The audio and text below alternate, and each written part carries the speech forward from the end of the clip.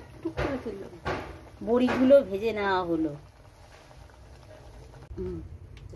যাবো, দাঁড়া দাঁড়া, হ্যাঁ দেখ,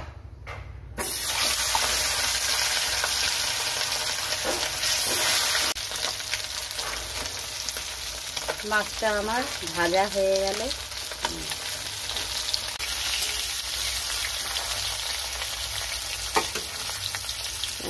বাটা টমেটো দেওয়া হলো,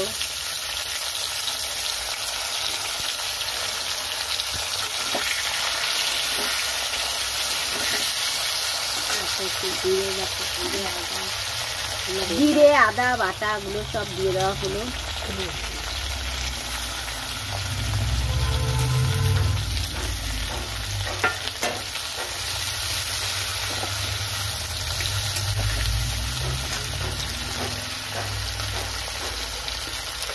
এর মধ্যে রয়েছে বাটা মশলা, জিরে আদা লঙ্কা, নুন দেওয়া হলো।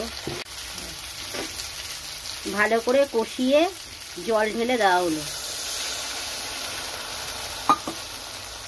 এবং দুটো বড়ি ওর মধ্যে, বড়ি এবং কাঁচা লঙ্কা দিয়ে দেওয়া হলো, ভেজে রাখা বড়ি আর কাঁচা লঙ্কা।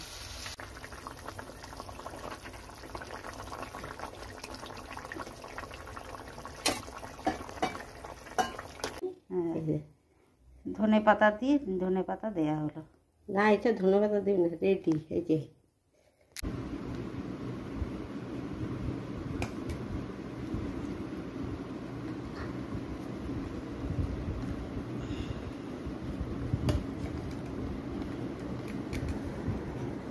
অসাধারণ হয়েছে, অসাধারণ, খুব সুন্দর হয়েছে। এরকম পাতলা ঝোল খুব সুন্দর হয়েছে, খুব সুন্দর।